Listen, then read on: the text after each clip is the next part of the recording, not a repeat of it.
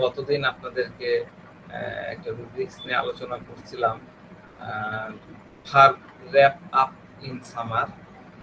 আমার মনে হয় যে আপনারা অনেকেই বুঝতে পেরেছেন। সেটার সাথেই লিঙ্কের আরেকটা রুব্রিক্স আলোচনা করব। এটা হলো দুটো রুব্রিক্স, খুব কাছাকাছি। সেটা প্রথমটা হলো ডেলুশন ইমাজিনেশন। আমি দিয়ে দিচ্ছি delusion imagination animals of peacock chasing he is. Delusion imagination of he is peacock chasing. এইটা আরেকটা রুব্রিক্স হচ্ছে, এটা সিঙ্গেল মেডিসিন হায়াসেমাস। আরেকটা রুব্রিক্স হচ্ছে ডেলুশন পিকক ড্রাইভিং এনিমেলস পিকক্স। হ্যাঁ, একটা হলো চেজিং আর একটা হলো ড্রাইভিং। তো এই রুব্রিক্স দুটো বোঝা খুব জরুরি, কারণ এই দুটো রুব্রিক্সে সিঙ্গেল মেডিসিন হায়াসেমাস, তার মানে হায়াসেমাসের পার্সোনালিটি এখানে এক অংশে নির্ভর করে। তো হায়াসেমাসের এরকম অনেক অনেক প্রুভিং হয়েছে, তো অনেক এরকম সিঙ্গুলার মেডিসিন আছে। একটা একটা করে ধরে ধরে শেখাতে পারলে আপনারা হায়াসেমাস মিস করতে পারতেন না, কিন্তু লিমিটেড সময়ে আসলে কভার করাটা একটু কঠিন। তো এই দুইটা রুব্রিক্সই আমরা কেন্টের রেপার্টরিতে আমরা পাই, এবং কেন্টের রেপার্টরিতে এই দুইটা রুব্রিক্সই শুধুমাত্র হায়াসেমাস আছে। তো ডেলুশন, আমরা এই কেন্টের রুব্রিক্স, কিন্তু আমি উপরে যে রুব্রিক্সটা দিয়েছি এটা কিন্তু কেন্ট থেকে দিইনি, এটা আমি দিয়েছি কমপ্লিট রেপার্টরি থেকে, কিন্তু রেফারেন্স কেন্টের রেপার্টরিতে আছে ডেলুশন, ইমাজিনেশন, হ্যালুসিনেশন, এই তিনটা টার্ম নিয়ে দেওয়া আছে। তো আমরা প্রথমে একটু ডেলুশন, ইমাজিনেশন, হ্যালুসিনেশন এক লাইন করে একটু বলছি। তো ডেলুশন কি? ডেলুশনকে আমরা ডিফাইন করি হচ্ছে রোগী যা ভাবে, রোগী যেটা মনে করে সেটাই ডেলুশন। আমরা এটা খুব সিম্পলিফাই একটা সংজ্ঞা আমরা করেছি। তো ডেলুশন এমন একটা চিন্তাধারা বা বিচারধারা যা শুধুমাত্র পেশেন্টের নিজের কাছে সত্য মনে হয়, এবং নিজের ও অন্যের বোঝানোর পরেও সে তার এই ব্যক্তিগত চিন্তাধারাকে বদলাতে পারে না। এটা হলো ডেলুশন। আপনি পেশেন্ট বা আমি পেশেন্ট, আমার মাথার মধ্যে একটা জিনিস আসছে, সেটা আমার কাছে সত্য মনে হচ্ছে। এখন আমার মিসেস বা আমার মা বা আমার বাবা কেউ আমাকে বোঝাচ্ছে যে না, এটা ঠিক না, তুমি যেটা চিন্তা করতেছো, কিন্তু আমার চিন্তাধারাটা চেঞ্জ হচ্ছে না। এটা হলো ডেলুশন। ইমাজিনেশনটা কি? ইমাজিনেশন একটু পার্থক্য আছে। ইমাজিনেশন হচ্ছে এমন একটা ইমেজ যা আমাদের কল্পনায় আমরা বানিয়ে ফেলি, যা বাস্তবে অস্তিত্ব থাকতেও পারে বা নাও পারে, কিন্তু ইমেজটা আমাদের কল্পনার মধ্যে এক্সিস্ট করে। আর হ্যালুসিনেশন কি? হ্যালুসিনেশন হচ্ছে এমন জিনিস হবার অনুভূতি যা বাস্তবে নাই। সেন্ট গন্ধ পাচ্ছি, তাই না, আমি পাচ্ছি আর আমার রুমের মধ্যে কেউ নাই।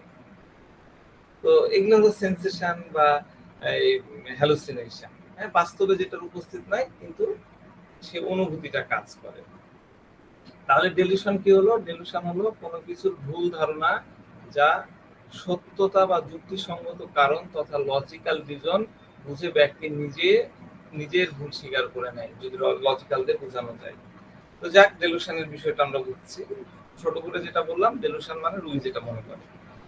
আচ্ছা, এরপরের দুটো রুব্রিক্সের কমন ওয়ার্ড হলো পিকক। এই পিকক ওয়ার্ডটা বোঝাটা খুব জরুরি। What is peacock? পিকক মানে হচ্ছে ময়ূর পাখি। জৌলুসে ভরা ময়ূর সৌন্দর্যের প্রতীক, আভিজাত্যের প্রতীক। যেমন আমরা বলি না, ময়ূর পঙ্খী নাও, ময়ূর পঙ্খী বজরা, রাজা বাদশাদের ময়ূর মহল, এগুলো সবই হলো শৌখিনতার প্রতীক। ময়ূরের স্বপ্ন দেখা মানে হচ্ছে রঙিন স্বপ্ন আকাঙ্ক্ষা। দূর থেকে দেখে শুধু আশা মেটে না, কাছে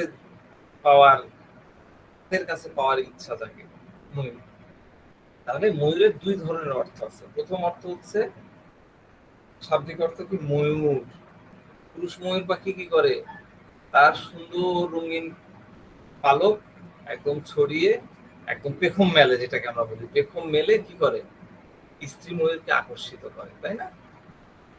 আমরা কি জানি? আমরা জানি যে প্রাণীকুলের মধ্যে, বিশেষ করে পক্ষীকুলের মধ্যে সবচেয়ে সুন্দর দেখতে কারা হয়? পুরুষরা। তারা মহিলাদেরকে আকর্ষিত করে কিভাবে? তাদের রূপ দিয়ে। মানুষের মধ্যে মহিলারা আকর্ষণ করে পুরুষদের, কিন্তু প্রাণীগুলোর মধ্যে পক্ষীগুলোর মধ্যে বিষয়টা আলাদা থাকে। তাহলে ময়ূর তার পেখমটা মেলে স্ত্রী ময়ূরকে আকর্ষিত করে। তো পিককের মতো পাখি খুব স্পেশাল, কারণ এরা নির্দিষ্ট বিশেষ কিছু জায়গায় থাকে, বাংলাদেশে নাই, পাবেনই না। সুন্দরবনের গহীনে পাওয়া গেলেও যেতে পারে। কিছুদিন আগে আমরা পঞ্চগড় একটা ময়ূর, এক জোড়া ময়ূর দেখলাম, সেটা তো আবার ইন্ডিয়া থেকে আসছে। তো ময়ূর খুব স্পেশাল এবং একটা নির্দিষ্ট জায়গাতেই থাকে। সুতরাং পিকক শব্দটা এমন ব্যক্তির জন্য ব্যবহার করা যেতে পারে যাদের মধ্যে কোনো বিশেষত্ব আছে, যে বিশেষত্বটা, যে স্পেশাল বৈশিষ্ট্যটা অন্য ব্যক্তিদের মধ্যে থাকে না। আমি বুঝাতে পারলাম? পিকক হলো এমন ব্যক্তি যাদের মধ্যে কোনো বিশেষত্ব আছে, যে বিশেষত্বটা অন্য কারোর মধ্যে থাকে না। দ্বিতীয়ত হচ্ছে লিটারেচারে, আমরা ইংলিশ লিটারেচার যখন পড়ি সেখানে একটা ইডিয়ম আছে। ইডিয়ম মানে কি? বাগধারা, তাই না? একটা ইডিয়ম আছে। কি আছে? Proud as peacock. Proud as peacock. Proud as peacock. এই ইডিয়মটির মানে হলো অত্যন্ত গর্বিত হওয়া, আত্মগর্বে একদম স্ফীত হওয়া। এই ইডিয়মটিতে এক অহংকারী ব্যক্তির সঙ্গে ময়ূরের তুলনা করা হয়েছে। প্রাউড অ্যাজ, সে এতই প্রাউড হচ্ছে, he is proud as a peacock, সে ময়ূরের মতন অহংকারী ব্যক্তি। তাহলে ময়ূর তার সুন্দর, রঙিন এবং চমকপ্রদ পেখম প্রদর্শনের জন্য পরিচিত। এটা তার সৌন্দর্য এবং আত্মবিশ্বাসের প্রতীক। যখন কেউ প্রাউড অ্যাজ এ পিকক হয়, এর মানে হলো সে নিজেকে কোনো সাফল্য, দক্ষতা, চেহারা বা অন্য কিছুর জন্য এতটাই গর্বিত সে হয় যেন সে ময়ূরের মতন সবাইকে দেখাতে চায়, এবং সে গর্বে সে একদম ফুলে ফেঁপে একদম স্ফীত হয়ে ওঠে। আরেকটা বিষয় হলো ময়ূর তার রঙিন পালক ছড়ানোর সময় খুব আড়ম্বর পর্যন্ত এরকম এরকম করে, দেখেছেন ময়ূরের ড্যান্স? একটা আড়ম্বরপূর্ণ আচরণ করে। এটা সৌন্দর্যের একটা দেখানো বা প্রদর্শনী মাত্র। ময়ূর যেখানে একদিকে খুব সুন্দর পালক আছে, ময়ূরের অনেক সুন্দর পালক, আমরা ছোটবেলায় সেই পালকগুলা নিয়ে বইয়ের মধ্যে রেখে দিতাম, আপনারা করছেন কিনা জানি না, আমরা করতাম। তো একদিকে তার খুব সুন্দর পালক আছে, অন্যদিকে ঠিক ততটাই কুৎসিত, কি তার পা, খুব কুৎসিত, জীর্ণ এবং খসখসে টাইপের। সুতরাং পিকক শব্দটি এমন ব্যক্তি বা অবস্থার জন্য ব্যবহার করা যেতে পারে যার মধ্যে আগে থেকেই কোনো বিশেষত্ব ছিল, কিন্তু এখন তা অপ্রিয়, আনপ্লিজেন্ট এবং আনবিয়ারেবল হয়ে গেছে। এটা আমরা এই পুরাটাকে কনক্লুশন করতে পারি।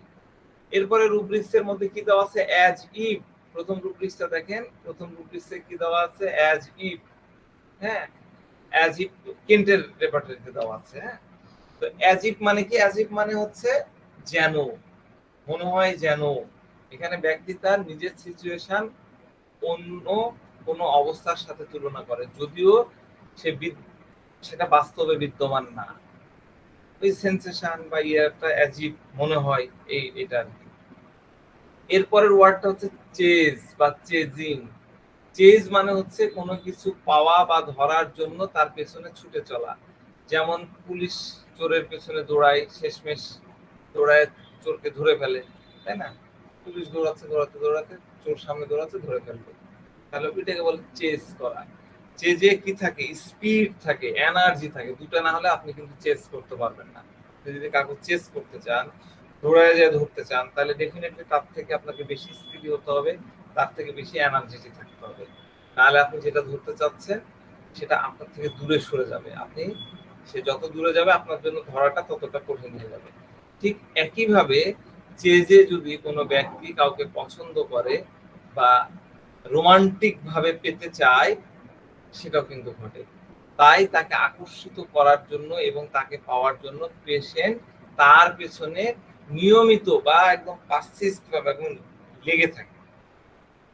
যখন পেশেন্টের ইচ্ছা পূরণ হয়ে যায়, তখন এই চেস করে ধরার বিষয়টা শেষ। আমি তাকে ধরতে যাব, তাহলে প্রচুর এনার্জি দিলাম, প্রচুর স্পিড নিয়ে যায় ধরতে গেলাম, যখন ধরে ফেললাম তখন আমার কাজ শেষ, চেস করা শেষ।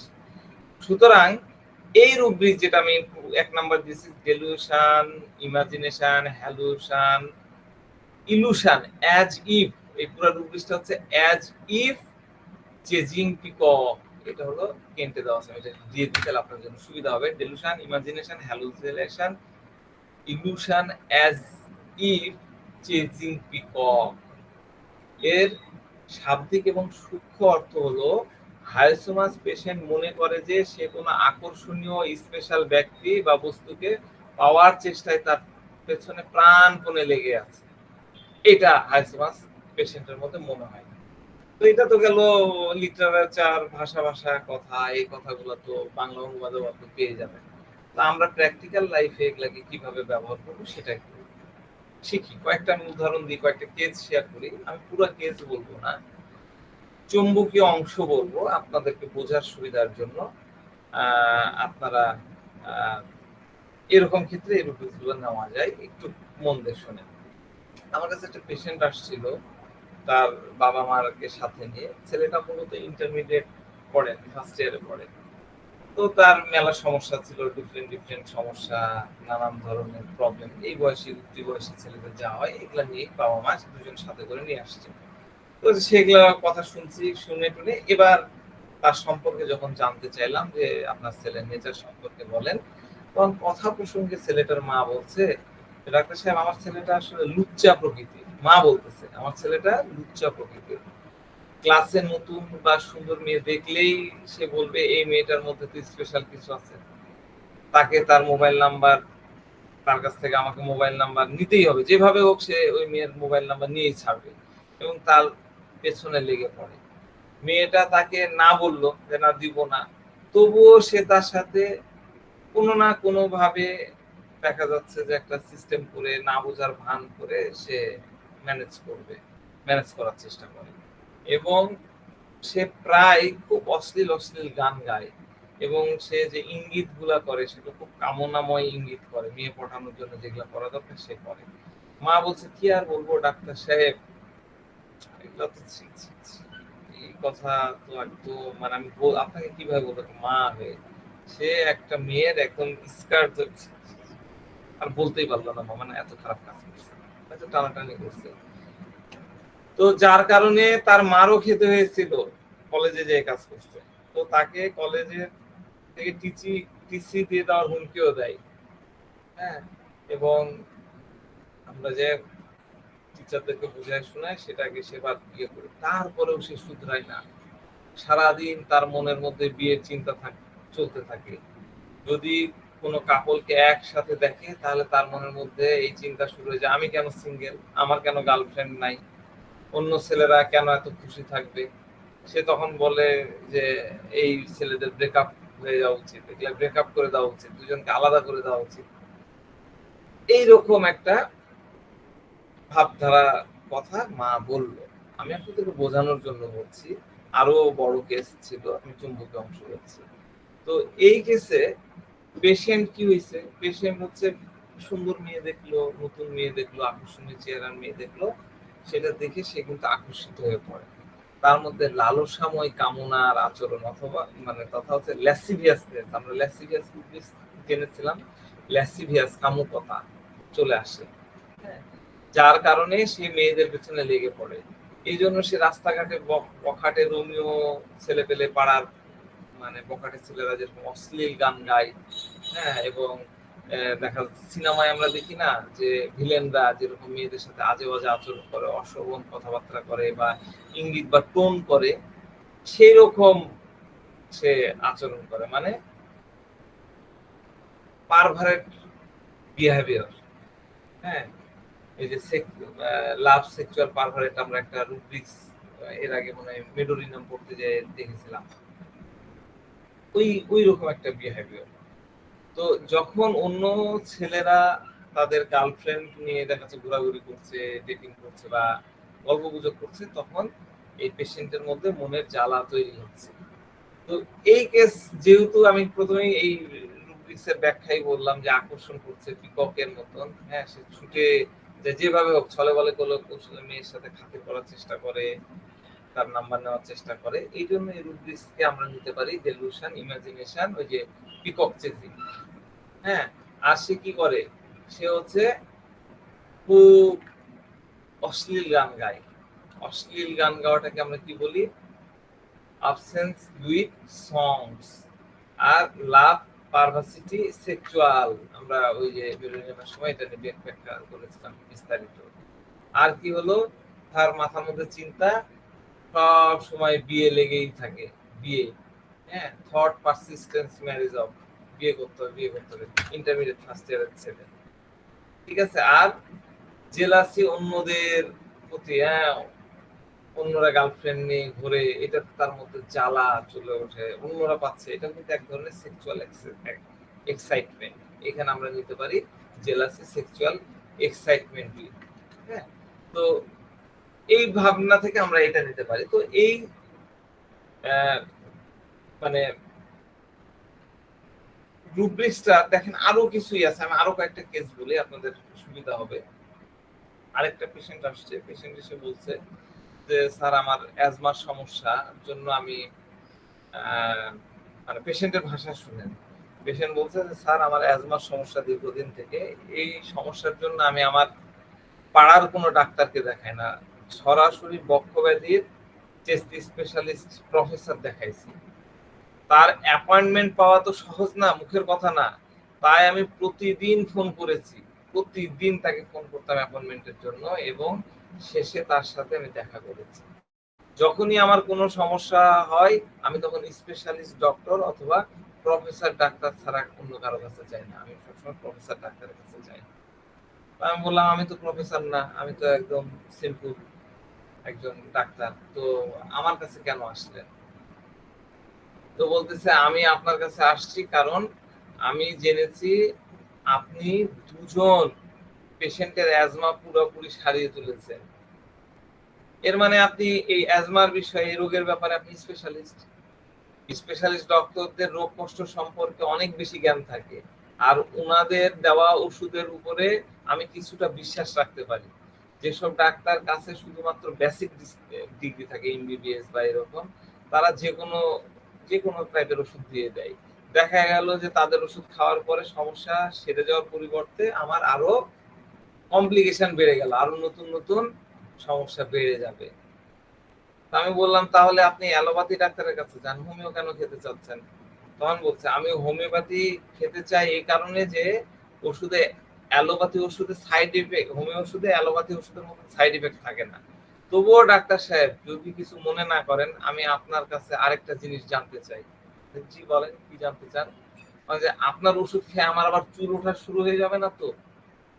আরে হ্যাঁ হ্যাঁ হ্যাঁ, আরেকটা কথা, কিছু স্পেশালিস্ট ডক্টর তো এতটাই জ্ঞানী হন যে টেস্ট না দিয়ে শুধু শুধু রোগ লক্ষণ দেখেই রোগ নির্ণয় করে ফেলেন। তাছাড়া ডাক্তার সাহেব আমার তো টেস্ট করাতে ভয় লাগে, কি জানি রিপোর্টে কি বেরিয়ে আসবে। রোগীর কথা বুঝতে পারলেন? আপনাদের এতদিন যেটা পড়ালাম মিলছে কথা? তো আমরা এতদিন ধরে জেনেছি হায়াসিমাস ডাক্তার সবসময় স্পেশালিস্ট ডাক্তারের সাথে কনসাল্ট করে, সব সময় বয়স্ক ডাক্তার, জ্ঞানী গুণী, অভিজ্ঞতা, দোকানের চেম্বারে লেখা আছে সেই 1965 সাল স্থাপিত, 1965 সাল, সেই দোকানে যাবে। 1924-25 সালে এস্টাবলিশ দোকানে সে যাবে না। ঠিক আছে? তো সে জানে যে এমন ডাক্তারের সাথে দেখা, মানে সে এই পেশেন্টটা কি, যে সে বক্ষবাদী, সে ডাক্তারের অ্যাপয়েন্টমেন্টই পাওয়া যায় না, সে জানে খুবই কঠিন, তার সত্ত্বেও সে ওই ডাক্তারের দ্বারা এত প্রভাবিত হয়েছিল, সে মনে করেছিল যে তার অসুখ ওই ডাক্তারের কাছে গেলেই ইয়ে হয়ে যাবে, সে ততক্ষণ পর্যন্ত লেগেছিল যতক্ষণ পর্যন্ত না সে অ্যাপয়েন্টমেন্টটা পায়। সে প্রতিদিন ফোন করতো। তাহলে এখানে কি হলো, ওই যে পিকক চেজিং এর বিষয়টা আসলো, স্পেশালিস্ট ডাক্তার তার কাছে সেই পিককের মতন, এবং সেটাকে ধরার জন্য সে তার সম্পূর্ণ স্পিড এবং এনার্জি ব্যয় করতেছে তাকে চেস করার জন্য। আমি তো বুঝাতে পারছি বিষয়গুলা? আমি পিককের একটু আগে চেজিং এর মানে কি বুঝালাম? আমি বুঝাতে পারছি? জি স্যার, জি স্যার, বোঝা যাচ্ছে। বোঝা যাচ্ছে না? তাহলে পিকক হলো না ওই ডাক্তার যাকে ধরা ইয়েস। যায় না, অ্যাপয়েন্টমেন্ট পেতে ৩ মাস লাগে। আমাদের এখানে একজন চক্ষু স্পেশালিস্ট আছেন, তার ৩ মাসের আগে কোনো অ্যাপয়েন্টমেন্ট হয় না। ঢাকায় একজন নিউরো মেডিসিনের ডাক্তার আছেন, আসগর আলী হসপিটালে বসে, তার ৪-৫ মাসের আগে তার সিরিয়াল পাওয়া যায় না। এই হাইসোমাসের রোগীর কাছে এই ডাক্তার হবে পিককের মতো, এবং সে তাকে ধরার জন্য চেস করে যাবে, বিভিন্ন ভাবে তার এনার্জি ক্ষয় করবে, কাউকে দিয়ে ফোন করাবে, নিজে যাবে বারবার, মানে নানান ধরনের সে কাজ করবে তাকে ধরার জন্য। তো পেশেন্ট কি হলো, পেশেন্ট এমডি বা প্রফেসর বা স্পেশালিস্ট ডাক্তারদেরকে জ্ঞানী মনে করে এবং তাদের কাছে সে নিরাপদ অনুভব করে। এছাড়া অন্য ডাক্তারদের সাথে কনসাল্ট করতে সে ভয় পায়। যদি এই ডাক্তার অজ্ঞতা সত্ত্বে কোনো ওষুধ দিয়ে দেয়, দিয়ে যদি তার ক্ষতি হয়ে যায়, তার যদি কোনো কমপ্লিকেশন হয়ে যায়, ঠিক আছে, এটা হলো বিট্রে, ধোকা খাওয়ার আকাঙ্ক্ষা। আমরা ফেয়ার বিট্রে যেটা দেখেছি হাইসোমাসের, এটা হলো বিট্রের ফিলিংস, পেশেন্ট খুব ভয় পায়। এছাড়া এলোপ্যাথি থেকে ক্ষতি হওয়া, সম্ভাব্য ক্ষতি হতে পারে, এটা নিয়েও সে ভয় পায়, এজন্যই সে হোমিওপ্যাথি খেতে চায়। তারপরেও সে নিশ্চিত হতে চায় যে ওষুধ খাওয়ার পরে তার হেয়ার ফল হবে না, হেয়ার লুজ হবে না। হবে না তো ডাক্তার সাহেব, আপনি কনফার্ম তো? তাহলে এই পেশেন্ট ওষুধ থেকে তৈরি হতে পারে এমন কোনো কমপ্লিকেশন নিয়েও চিন্তিত, এবং সাথে সাথে সে যে কোনো ধরনের ইনভেস্টিগেশন বা টেস্ট করাতেও ভয় পায়। যদি কোনো বড় রোগ ধরা পড়ে, বললো না যে যদি কোনো বড় রোগ ধরা পড়ে, সে টেস্ট, পেশেন্টকে আমরা টেস্ট কেন করি?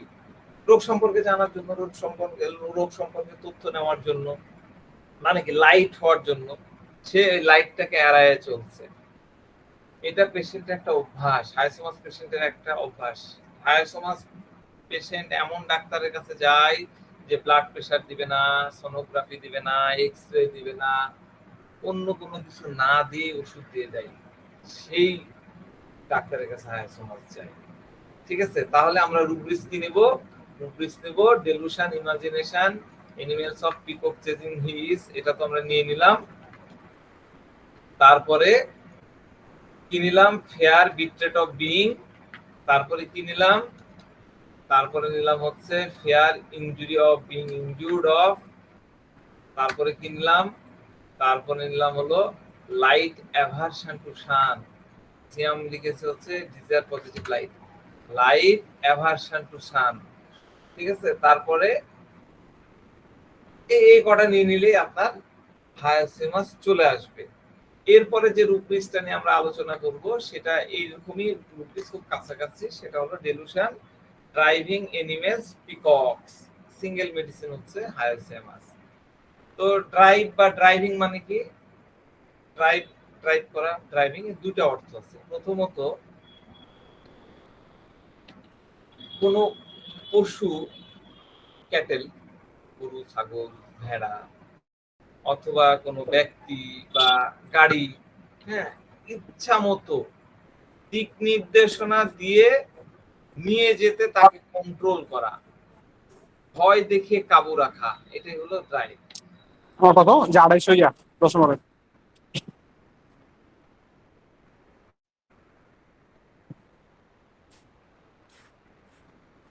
বুঝতে পারলেন? প্রথমত কোনো ব্যক্তি, আমরা ধরেন যে লাঠি নিলাম, একটা রাখাল কি করে, একটা লাঠি নিল, নিয়ে তার গরু ছাগলকে, দেখা যাচ্ছে গরু ছাগল একদিকে ছুটে যায় না, তখন কি লাঠিতে বাম ডান করে না, দল ছুট হয়ে যাওয়া থেকে তাদেরকে রক্ষা করে। লাঠির ভয়ে গরু ছাগল কি করে? রাখালের কথা শুনে।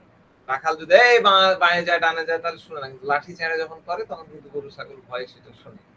তাহলে ড্রাইভের অর্থ দাঁড়ালো ক্ষমতা বা অধিকারের মাধ্যমে কোনো ব্যক্তি বা বস্তুকে নির্দিষ্ট কাজ বা পথে যেতে বাধ্য করা, বা তাকে দূরে সরিয়ে দেওয়া।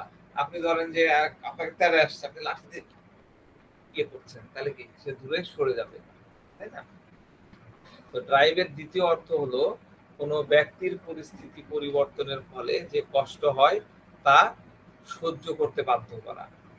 কোনো ব্যক্তির পরিস্থিতি পরিবর্তনের জন্য যে কষ্ট হয় তা সহ্য করতে বাধ্য করা।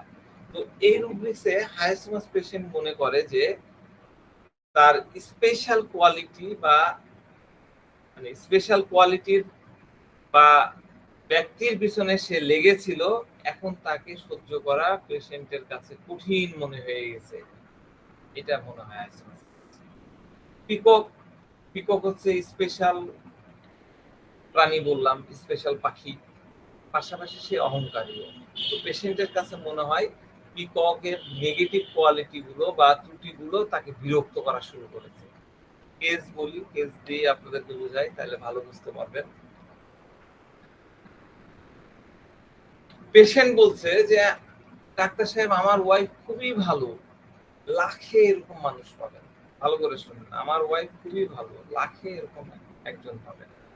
তার মতন মেয়ে আমি আজ পর্যন্ত আর একটাও দেখিনি, কিন্তু এখন তাকে সহ্য করাটা আমার জন্য খুব কঠিন হয়ে গেছে। শুরু থেকেই সে নিজে রাজকন্যার মতন নিজেকে মনে করে। আপনাকে শুধুমাত্র একটা ঘটনা বলি, সে বাজারে যদি যায় তাহলে সে খুব এক্সক্লুসিভ এবং ব্র্যান্ডেড জিনিস নেয়। তো আমি তাকে প্রথম যেদিন ক্রেডিট কার্ড দিলাম যে যাও তুমি তোমার প্রয়োজনীয় যা যা জিনিস আছে কেনাকাটা করে নিয়ে আসো, দৈনন্দিন যা যা আছে ক্রেডিট কার্ড দিয়ে দিলাম। সে বাজারে চলে গেল, প্রথম দিনেই সে 10,000 টাকা দামের একটা ড্রেস কিনে ফেললো। একটা কিনলো, এইটা তো আমার মানে আমি তো এটা তাই কিনতে বলিনি, এটা তার কাছে খুবই সাধারণ মনে হয়েছে একটা 10,000 টাকা, কিন্তু আমার মতো মধ্যবিত্ত মানুষের জন্য এটা অনেক বড় বিষয়। তার এমনটা করা উচিতই হয়নি, কারণ এখন ব্যাংক মানে সে তো ওটা একটা বাজার করেছে, আরো এক গাদা বাজার করে আমার একদম ব্যাংকের যে মিনিমাম যে ব্যালেন্সটা থাকে ক্রেডিট কার্ডের, সেটা একদম লিমিট ক্রস করে ফেলেছে। এখন আমি আমার বিজনেসের জন্য পেমেন্ট করতে পারতেছি না, তার কর্মের শাস্তি এখন আমাকে ভোগ করতে হচ্ছে। তাই এখন মনে হচ্ছে তাকে সঠিক পথে আনতে হলে আমাকে হুমকি দিতে হবে, যদি সে এই অপ্রয়োজনীয় খরচ বন্ধ না করে তাহলে আমি এই ক্রেডিট কার্ড ব্লক করে দেবো। যেভাবে সে আমার ব্যাংকের অ্যাকাউন্ট খালি করছে সেটা নিয়ে যখন ভাবি তখন আমার মনে হয় যে আমার স্ত্রীকে, আমার বউকে তো বিশ্বাস করাটাই, সে আমার বিশ্বাসের যোগ্যই না, একদম ধোঁকাবাজ টাইপের।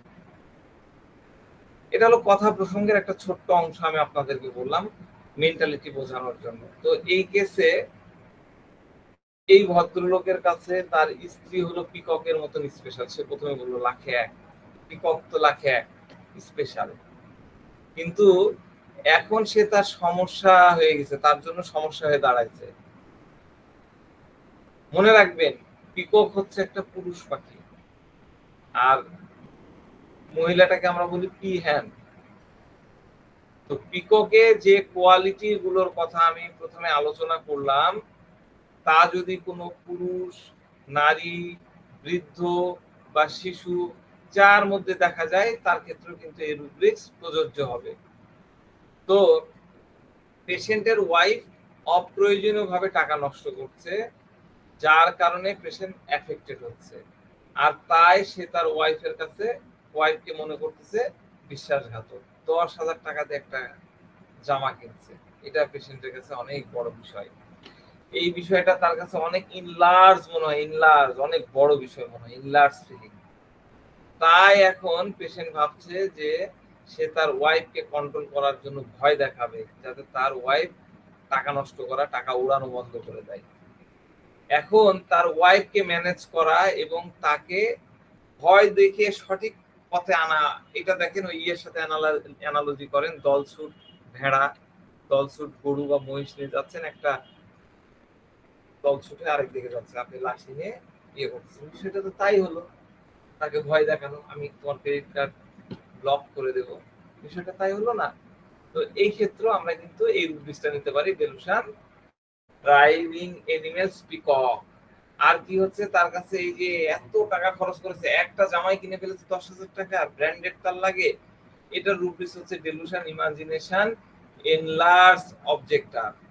ডেলুশন ইমাজিনেশন এনলার্জ অবজেক্টার, আর কি, সে বইয়ের কর্মকাণ্ডের জন্য সে রং সাফার্ড হচ্ছে, delusion wrong suffered he has. তারপরে তার বউকে আর একদম ধোঁকাবাজ, তাকে আর বিশ্বাসই করা যায় না, বিশ্বাসঘাতক, ঘাতকিনী, তাই না? তাহলে ডেলুশন, ওয়াইফ ইজ ফেথলেস, তাকে আর বিশ্বাস করা যায় না, বিশ্বাসের অযোগ্য। ঠিক আছে, আরেকটা কেস একটু শেয়ার করি। আরেকজন পেশেন্ট আসছিল, বয়স মোটামুটি 42-এর মতন, পুরুষ। তাকে জিজ্ঞাসা করলাম কি কি কষ্ট হচ্ছে আপনার। তো বলে যে আর্থ্রাইটিসের সমস্যা, হ্যাঁ, জয়েন্ট গুলো ব্যথা করে। কতদিন থেকে এরকম হচ্ছে? অনেক দিন ধরেই আছে। ব্যথা যখন বেশি হয় তখন কিভাবে ম্যানেজ করেন? তো বলতেছে যে আমি কোনো না কোনো ভাবে এটা ম্যানেজ করে চলছি। তো যখন কিন্তু যতই সময় যাচ্ছে কষ্ট সহ্য করাটা কঠিন হয়ে যাচ্ছে। আমি এখন এই রোগটাকে আমার লাইফ থেকে ছুঁড়ে ফেলতে চাই। তো বললাম যে এর জন্য এই পর্যন্ত কি কি করেছেন, কি কি কোনো ট্রিটমেন্ট নিয়েছেন বা কি কি ব্যবস্থা নিয়েছেন? তো বলে যে আমি রাজশাহী মেডিকেল কলেজের একজন গোল্ড মেডেলিস্ট, ভালো করে বুঝেন, আমি রাজশাহী মেডিকেল কলেজের একজন গোল্ড মেডেলিস্ট প্রফেসরের সাথে কনসাল্ট করেছি। হ্যাঁ, তার অনেক বড় বড় ডিগ্রি। সে ডাক্তার আমাকে খাবার দাবারের উপরে অনেক জিনিসের আরোপ করেছে। তিনি বলেছেন ওগুলো খেলে আমার জয়েন্ট পেন গুলো আরো বেড়ে যাবে। তাই এখন আমি ওই তাই এখন সে ডাক্তারের চিকিৎসা কন্টিনিউ করাটা আমার জন্য কঠিন হয়ে গেছে। ব্যথার সময় এমন আমার অবসন্নতা অনুভব হয়, ওইগুলা একদম অবশ হয়ে যায়। হাঁটা তো দূরের কথা, একটু সময় ধরে দাঁড়ানোটাও সম্ভব হয়ে যায় না। একবার যদি এই সমস্যা ঠিক হয়ে যায় তখন আমার মন চায়, আমার মনে যা চায় আমি তাই খাবো, যেখানে খুশি সেখানে যাব। তো এই পেশেন্ট করছিল কি, তার শার্টের হাত এইভাবে গুটিয়ে এরকম করে একদম বলছে যে আমি কাউকে ভয় পাই না, বুঝলেন তো, কিন্তু এই ব্যথা কি আর বলবো। আর একটা বিষয় বলি ডাক্তার সাহেব, আপনি অনেক এইরকম পেন, জয়েন্ট পেন, আর্থ্রাইটিসের পেশেন্ট ভালো করেছেন, আমি শুনেছি, আমি দেখেছি, কিন্তু যদি আপনার মধ্যে আসলে সেই জ্ঞান থাকে, আপনার মধ্যে সত্যি সেই ক্ষমতা থাকে, তাহলে আমাকে ভালো করে দেখান। একদম এরকম আমাকে ভালো করে দেখান, হাতটা দুটো আমাকে ভালো করে দেখান। আপনার মেলা নাম শুনছি, আপনি কেমন পারেন, আমাকে ভালো করে দেখান। আপনি যদি আমাকে ভালো করে দেন, আমি আপনার ক্লিনিকের বাইরে একদম পেশেন্টের লাইন লাগায় দেব। অনেক রোগী এসে বলে যে আপনি আমাকে ঠিক করে দেন, কত রোগী, আমাদের এরকম রোগ আরো আমার পাড়ায় আরো অনেক আছেন, সবগুলা লাইন লাগায় দেব। রোগী কথাগুলো বলে, এই রোগীও তাই বলতেছে। কিন্তু যদি আমি আরাম না পাই, আমি আপনার ক্লিনিকের সামনে আপনার বিরুদ্ধে সাইনবোর্ড লাগাই দেব, তখন আপনার পেশেন্ট আর আপনার কাছে ওষুধ খাওয়া চিরতরে বন্ধ করে দেবে। আপনার প্র্যাকটিসের কিন্তু দায় এন্ড হয়ে যাবে। তো দেখেন, এখানে পেশেন্ট তার অসুস্থতা এবং ডাক্তার দুটোকেই কোনো না কোনো ভাবে কিন্তু ম্যানেজ করছিল, কিন্তু এখন সে কষ্টের লেভেল যে লেভেলে চলে গেছে, এখান থেকে সে মুক্তি পেতে চায়। পা অবশ্যই আসলে পেশেন্ট হঠাৎ এক জায়গায় থেমে যাচ্ছে, মানে সে আর করতে পারতেছে না, মুভমেন্ট করা তার পুরোপুরি বন্ধ হয়ে যাচ্ছে। হাঁটা চলার চেষ্টা তখন করেও লাভ হয় না, একদম ছেড়ে দিতে হয়। হ্যাঁ, সাথে সাথে তার ডাক্তার তাকে প্রচুর খাবার দাবারের নিষেধাজ্ঞা দিচ্ছে, এটা খাওয়া যাবে না, ওটা খাওয়া যাবে না, পুরোপুরি সে নিয়ন্ত্রণে চলে এসেছে। মানে তার কোনো ফ্রিডম নাই, নিজের ইচ্ছায় সে কিছু করতে পারতেছে না। এই ফিলিংসটা কার সাথে মেলে? Seized as if. Thank you delusion, seized as if. তারপরে কি ডাক্তারের সামনে তার কথাবার্তা এবং হাত গুটিয়ে তার যে বডি ল্যাঙ্গুয়েজ দেখালো, এবং শক্তিশালী ভান করলো। হ্যাঁ, যদিও বাস্তবে সে সামান্য ব্যথা সহ্য করতে তার ভয় হয়, কিন্তু তার বাহ্যিক প্রদর্শন আছে যার মাধ্যমে পেশেন্ট তার অরিজিনাল যে নেগেটিভ ফিলিং, যেমন ভয়, অ্যাংজাইটি, নার্ভাসনেস, এটা লুকাচ্ছে। এটাকে কি বলা হয়? Affectation. Affectation. Thank you. Patient ডাক্তারকে বলছে যে ভালো করে একটা চ্যালেঞ্জ দিল, উস্কায় দিল, আমার ঠিক করে দেন। Inciting other. Thank you, inciting other. এবং পাশাপাশি কি বললো, যদি ঠিক করতে না পেরেছেন সাইনবোর্ড লাগাই দেবো, আপনার প্র্যাকটিসের দা এন্ড হয়ে যাবে, চিরতরে খতম হয়ে যাবে। এটা কি থ্রেটেনিং। থ্রেটেনিং টু কিল। তাহলে আমরা যে রুব্রিক্স গুলো নিতে পারি, আমি রুব্রিক্স গুলো দিয়ে দিচ্ছি।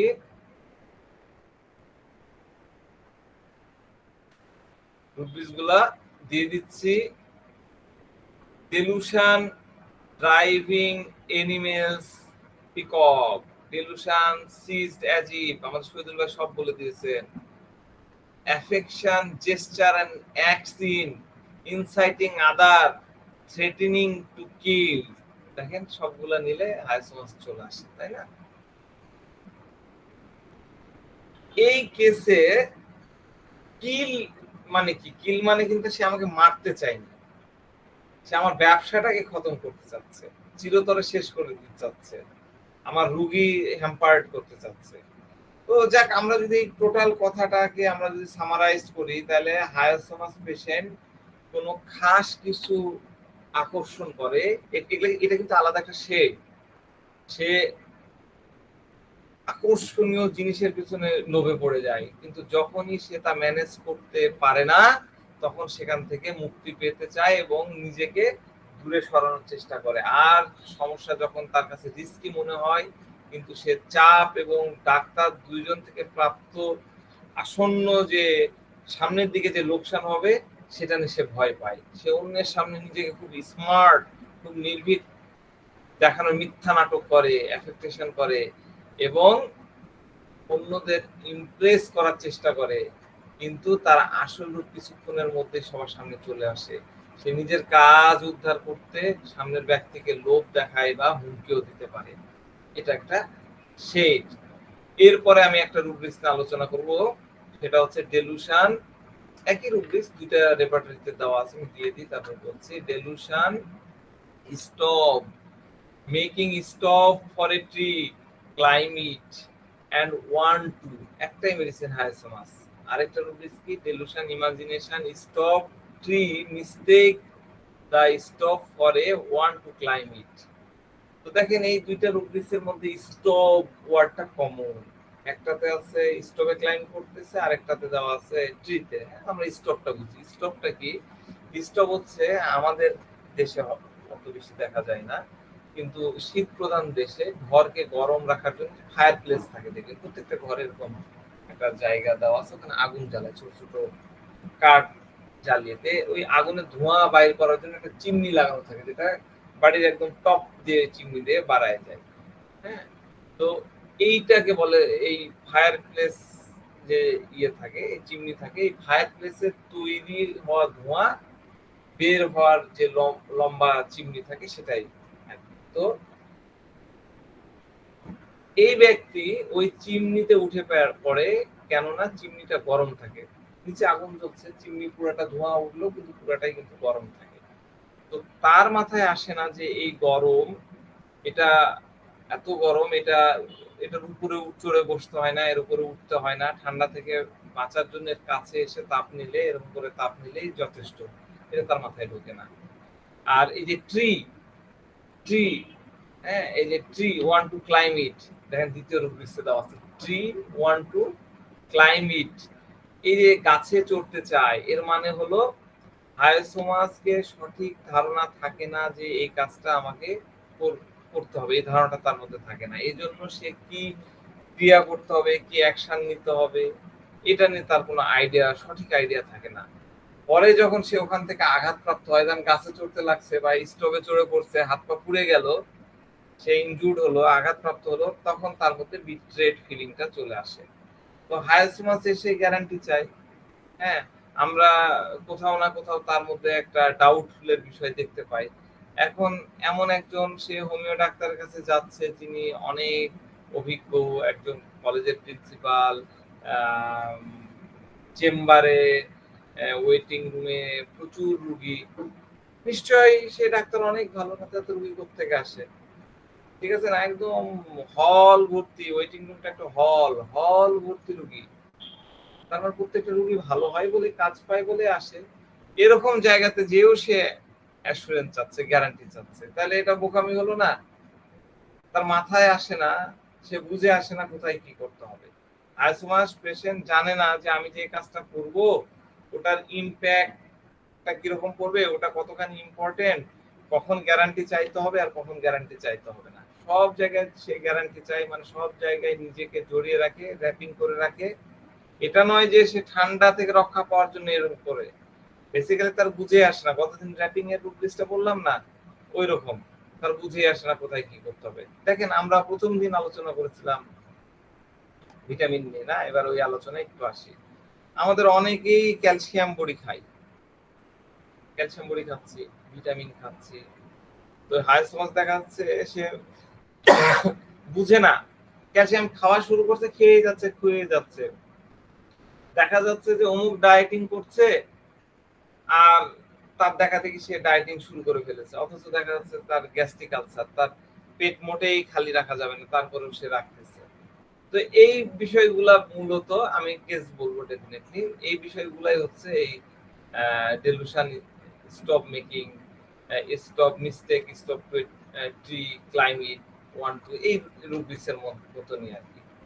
তো এবার আমরা এই যে যে রুব্রিক্স গুলা নিয়ে একটু করে আলোচনা করলাম, এগুলার একটু কম্বিনেশন একটু মজা লাগবে, একটু কম্বিনেশন আলোচনা করি, তাহলে সব জিনিসগুলো বুঝতে পারবেন। এই প্রথম দিনের ক্লাইম ডিজাইর থেকে শুরু করে সব নিয়ে, এটা কাল্পনিক বোঝানোর জন্য বলছি। একটা মেয়ে দেখতে আছে মোটামুটি, অতটা ভালো না, মোটামুটি সুশ্রী, কিন্তু টিভি, বিভিন্ন ইউটিউব, হ্যাঁ, এই মডেল, মানে রূপালী জগতের গ্ল্যামার, এইসব দেখে তার অভিনেত্রী হওয়ার বড় ইচ্ছা, মডেল হতে হবে। তো পাড়ায় লোকালি স্থানীয় ভাবে সে মডেলিং করছে, করে কিছু প্রশংসা কুড়াইছে। এখন তার নায়িকা হওয়ার তীব্র ইচ্ছা, হ্যাঁ, আরো উপরে উঠতে হবে। এই মডেলিং দিয়ে পাড়ায় নাচ গানা করলাম এটা তো হবে না।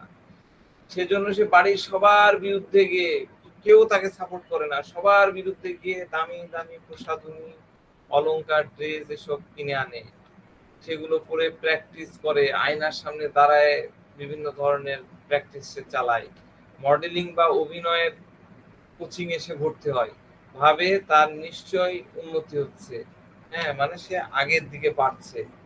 সে একদম পুরোদমে নায়িকা হওয়ার জন্য ছোটে, ক্লাইম ডিজায়ার টু ক্লাইম করে উঠতে হবে। ডেলুশন ক্লাইম্বিং আপ, আমাদের রুবিস আছে ডেলুশন আমি উঠছি উপরের দিকে, ডেলুশন ক্লাইম্বিং আপ আরেকদিন বলেছিলাম। আর নায়িকা হতে হবে, ওই জায়গায় যেতে হবে, টপ চেজিং, তাই না? তো অভিনেত্রী হওয়ার জন্য বিভিন্ন রকমের টিপস খোঁজে, পরিচিত বন্ধুদের মধ্যে আলোচনা করে, অবাস্তব টার্গেটের দিকে সে ধাওয়া করে উঁচুতে উঠতে থাকে, পিকক চেজিং করছে আর ক্লাইম্বিং আপ হচ্ছে। এবার এই চলতে চলতে এক দালালের খপ্পরে পড়ে। সে তাকে বোঝায় যে তার হাতে অনেক ক্ষমতা, অনেক প্রডিউসারের সাথে তার খুব স্পেশাল খাতির, মেলা পাম্পুটি দেয়, দিয়ে তার মাথা খারাপ করে দেয়। সে পুরা দালালের তারা হিপনোটাইট হয়ে পড়ে, সে মডেল নায়িকা হতে চায়, উপরে উঠতে চায়, ক্লাইম্বিং আপ, এবং বাড়ির অমতে সে বেরিয়ে পড়ে। সবাই নিষেধ করে, যাস না বাবা, যাস না। তখন তার মনে হল না, কিছু হবে না, আমি সব করে নিবো, হাই স্পিডেড, তাই না? হাইসমাস আমরা প্রথম দিন থেকে দেখে আসছি, হাই স্পিডেড, মনে রাখবেন, নোট করে নেন। হাইসমাস হলো বোকামির ক্ষেত্রে হাই স্পিডেড দেখায়, বোকামির ক্ষেত্রে। কিন্তু ঘরের মধ্যে সে বুঝে না যে সে যে ঘোর ছিল, সে যে হিপনোটাইড হয়েছিল, সেই ঘোরের মধ্যে সে বুঝলো না যে সে দালালের খপ্পরে পড়েছে, মিডলম্যানের খপ্পরে পড়ে সে গাছে উঠতে চেষ্টা করছে। সে আসলে যে দালাল দিয়ে যে গাছের উপর দিয়ে উঠছে, যে স্টোভের উপরে দিচ্ছে, সেটা আসলে একটা জ্বলন্ত চুল্লি, তাকে ভস্ম করে দিবে জ্বলন্ত চুল্লির স্টোভ। এটাই হলো delusion, stop making stove for a tree. Delusion, stop making stove for a tree, climb it and 1 2 আমাদের সিঙ্গেল হাইসমাস। আমি রুবিসগুলো আবার লিখে দিচ্ছি সুন্দর করে।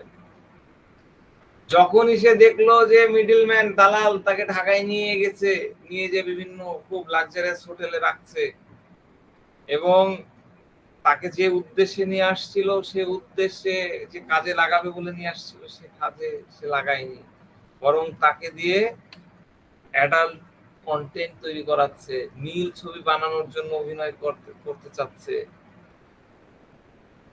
তখন তার সেই বোধ হলো যে আমি তো ভুল জায়গা, আমাকে তো সে বিক্রি করে ফেলছে। এই ডাইরেক্টর বানাইছে এরা তো যে ইউটিউব বা বিভিন্ন অ্যাডাল্ট সাইটের জন্য কন্টেন্ট বানায়, এরা ওটিটি মিডিয়ার জন্য কন্টেন্ট বানায়, তাকে ব্যবহার করে ওরা ফায়দা লুটছে। এবার সে বুঝতে পারছে যে তাকে বিক্রি করে দেওয়া হয়েছে। ডেলুশন সোল্ড বিং একমাত্র রুব্রিক্স, হায়াসিমাস ডেলুশন সোল্ড, সে বিক্রি হয়ে গেছে। এই পরিস্থিতি থেকে কিভাবে বের হওয়া যাবে এই উপায় সে হাতড়াতে থাকে, খুঁজতে থাকে, কোথায় গেলে কিভাবে কি করলে বাড়াতে পারবো। এই পরিস্থিতিতে বেরিয়ে আসতে চায় কিন্তু পারছে না, তার হাত পা বাঁধা, সে যেন জবরদস্তি অন্যের হাতে পড়ে গেছে, বেরোনোর উপায় নাই, অন্যের মর্জি মতো তাকে কাজ করতে হচ্ছে, তাকে চলতে হচ্ছে, সে যেন অন্যের সম্পত্তি হয়ে গেছে। এটাই হলো delusion. Hands bound with chain, আমাদের চেইন দিয়ে তার হাত বাঁধা, তার কিছু করার নাই। Delusion ceased, possessed of being, আমি পজেসড নিয়ে বিস্তারিত আলোচনা করেছিলাম। ডেলুশন পজেসড বিইং, তার মধ্যে এই ফিলিংসটা চলে আসে। তো যে পাখি খুবই আকাঙ্ক্ষিত, রঙিন কল্পনা, অভিনেত্রী হওয়ার, মডেল হওয়ার, সে এটা হলো পাখির মতন, পিককের মতন, সে যাকে ধরতে চেয়েছিল, যাকে পাবার জন্য সবকিছু ভুলে বাড়ি থেকে সে বাবা মা পরিবার পরিজনের অমতে সে বাড়িয়ে ঢাকার পথে পা বাড়ায়। এখন সে স্বপ্নের যেন কবর রচিত হচ্ছে। মডেল হওয়া, সাজ পোশাক অলংকার যা যা এনেছে, এখন সে টেনে ছুঁড়ে চুমুচি করে ফেলছে, যেন তার রঙিন কল্পনার পাখির পালকগুলা সে টেনে টেনে ছিঁড়ছে, যেন সে এবার ওই রঙিন স্বপ্নকে ভাঙিয়ে দিচ্ছে। তার স্বপ্নের ময়ূরের ভয়ে সে যেন পালিয়ে বেড়াচ্ছে।